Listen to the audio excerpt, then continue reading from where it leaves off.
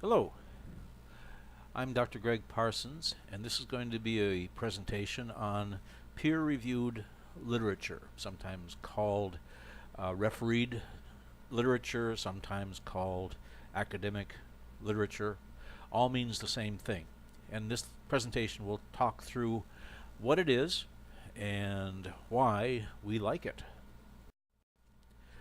But I need to go back and start with a view of the entire education process from the very beginning. Now assume that this circle represents all human knowledge, and you, as a little tyke, go to elementary school and you start to learn a little. So your blue dot represents now what you know about the world of knowledge. And then you go to high school and you learn a little bit more, you and all your classmates. Well, you decide to go on to college and you choose a bachelor's degree, but you also choose a major, and that gives you a specialty. So now you're in that pink circle, but you have a little bit more knowledge in the major you chose, whether you chose engineering or business. You know more about those subjects than you do everything else. And then when you decide that education is really the ticket to success, you go for your master's degree. And that little specialty that you had from your major in your undergraduate degree now becomes a more focused area of knowledge as we start working towards the perimeter of human knowledge.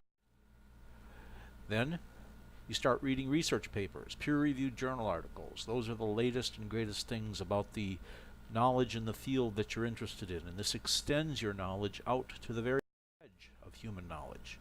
Now you're on the border.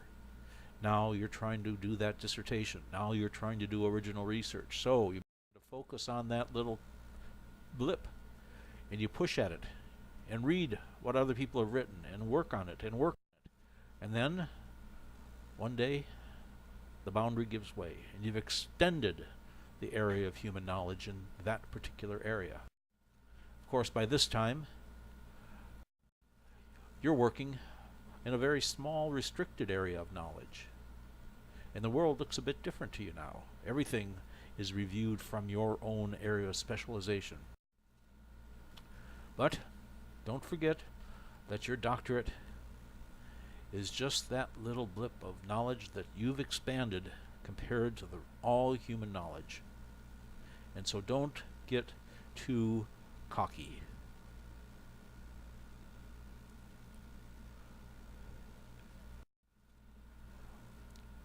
So the question is, how do we get to that imaginary boundary of all human knowledge? How do we get to the edge of that circle? Well, the only way you get there is to read research papers. Read papers done by other people exploring the same area in the same field that you're interested in. And we call those papers peer-reviewed journal articles. They appear in journals and they are reviewed by peers, which mean other experts in the field. Sometimes, as I mentioned earlier, this could be called the literature. Some people will refer to the literature in the field. Sometimes it's called refereed journal articles, but it's all the same thing. But to get there, you need to start soon. You need to start reading the papers as soon as you can. That gets you to that edge where then you can conduct new research. You need to know what's been done before so you can do something new. Well, then where do we find these peer-reviewed journal articles? We'll call them PRGAs for short. Well, they're in the library. You can go to the Kaiser Online Library and you'll find a series of different databases of journal articles that contain most of what you'll need. For business, we use the EBSCOhost for allied health, business, education, and psychology. But there are also various other databases that might be useful also. Okay? And the librarian can help you find the journals that you need for the research you're doing.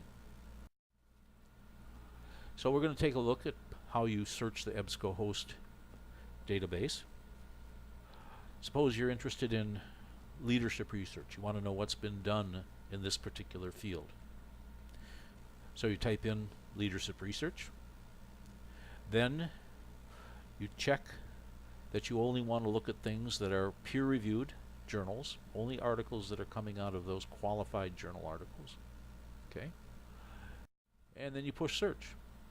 And based on that, I've got a return of 1,805 peer-reviewed journal articles related to leadership research. Okay. Now if I just happen to choose the first one, take a look at what that's all about. You simply click on the link, and it brings you to the abstract for the article, who published it, what journal it came out of, when it was done, who the authors were, and all those are links so you can find out more information about each one of these categories. But what we want to know is this journal that it was published in. Is that a qualified refereed journal? So we can click on that, and this tells us that the Quality Management Journal was indeed peer-reviewed. So it satisfies our requirements for peer review. Now I did a quick search on journals in the area of management, refereed journals, and you can see here that there are quite a few journals. This is just the beginning of the A's. So there are thousands of journals out there related to each particular topic, field that you might be interested in. Now some of them you'll see are labeled as blind, and that means that the review is done of the article. The review is done without the reviewers knowing who the author of the article is. This will make a little more sense to you when we get into the next section. Okay, so there's lots of articles out there, lots of journals. So then the question is, how does an article become peer-reviewed in the first place? Okay, what does it mean? Well, as I've said, peer means it's being judged. So let's follow the process through. We start here with an idea, and we end up here with the article being published in a journal. What are the steps? If it's dismissed, then you go back to the start again. So we start out, and an idea is written up by the author or group of authors for an audience of peers or experts in the field. It's then submitted to a particular journal that publishes that type of article. The editor or group of editors at the journal will then read over the article to see whether it's suitable for that particular journal and whether it's of the quality that they want to even consider. If it's judged reviewable, then the article is passed on to the referees or the experts. That's why it's sometimes called a refereed journal article.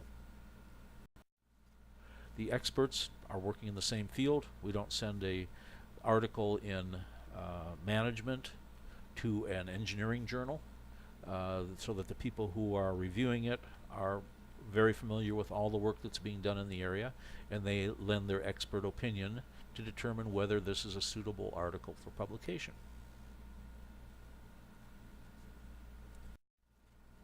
The referees judge the quality and significance of the research. That's based upon what they see in the article. And then they weigh whether it's good enough to be published or not.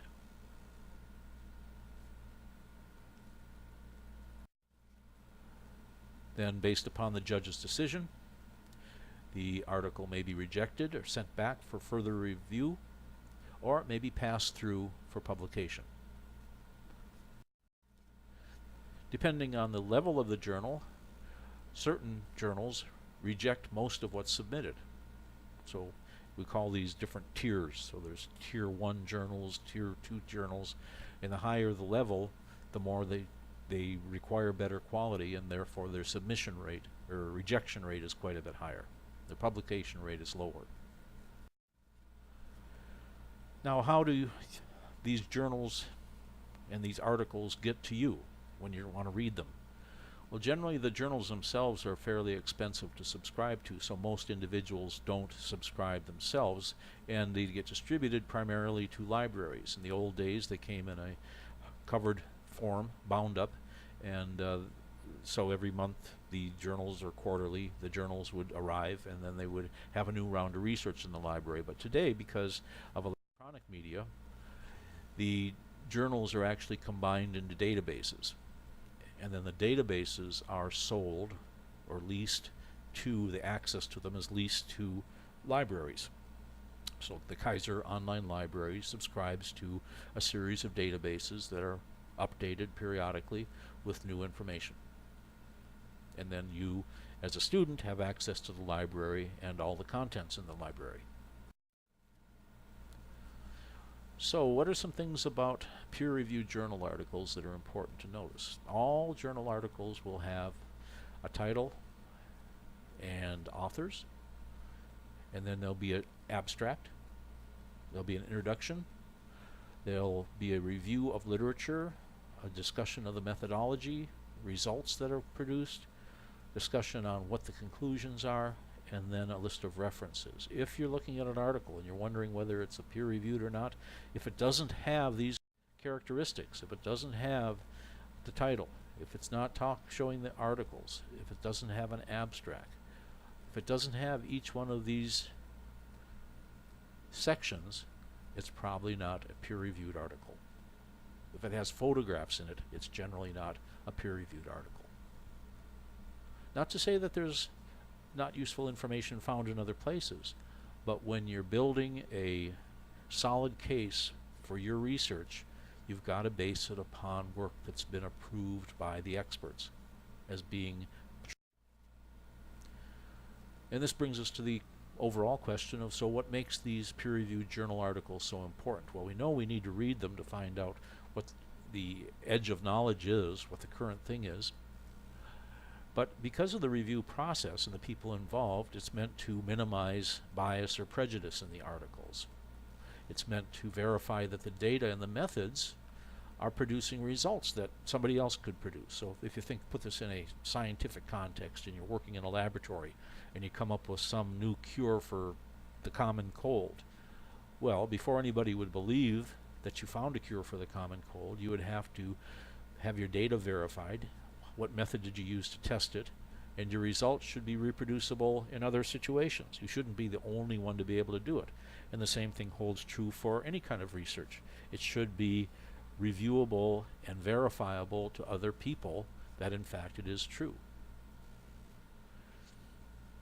So the peer-reviewed journal, by using those, make sure that what you're doing is based upon valid existing theories that have been already proven. And another thing is, simply writing about what other people have done doesn't really contribute to research. And that's one of the distinctions between doctoral level work and undergraduate and master's level work, where you'll be writing reports about things and summarizing things that other people have written, but you're not really making any contribution. You're not doing anything new. And that's the distinction. When you move on into doctoral work and you're working especially on your dissertation, that dissertation has to make a contribution to the field of study that you're working in. And again, as I referred to working in the lab, the intent is to conform to the idea of the scientific method, where we do research by identifying a problem and coming up with an hypothesis, compiling data,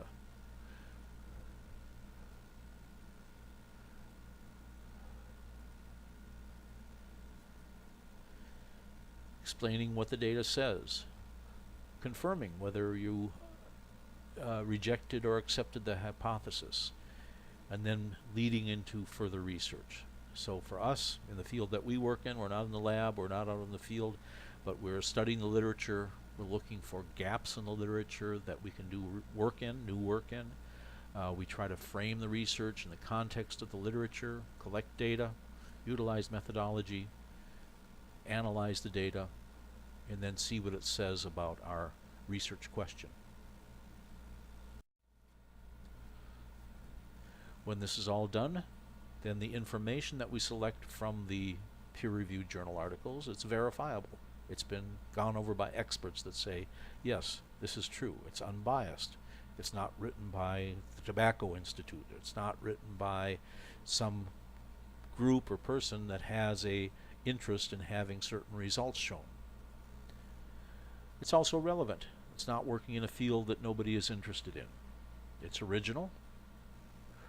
and it's factual as far as we can prove with current knowledge.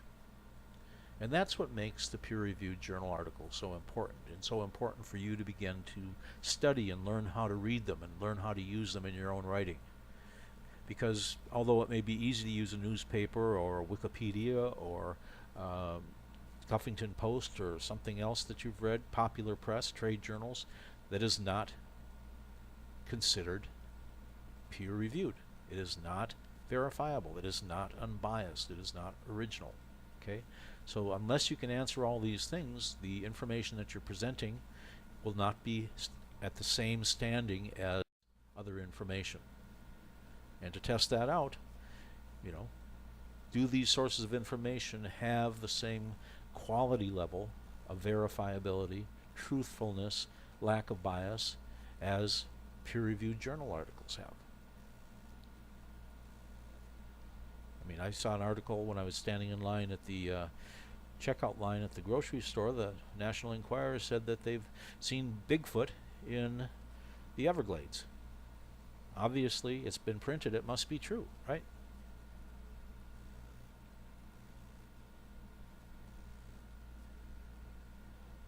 So even though people appear to be experts and authorities in certain areas, unless their work is subjected to scientific examination, it's not worth anything. So PRJAs are one necessary component of your education. They allow you to become somewhat of an expert or authority in a specific field. You're aware of who the other people are. You begin to see the different paths that the literature follows. You start to see the different gaps that are available. And eventually you'll find that a lot of information is available in those journal articles. In addition, as a writer, you'll be exposed to the scholarly writing style, so you get to see how it's done. You'll be able to use the reference lists from these articles because all the references are printed out, so you'll be able to see what other areas you can look at, and then you can use them as models for your own writing. So they're important to you both as readers of gathering content as well as writers for using as examples. And at the end of the process, you should start to get a feeling that the work you're doing is going to pass the requirements of a doctoral level program. And finally, all that hard work pays off.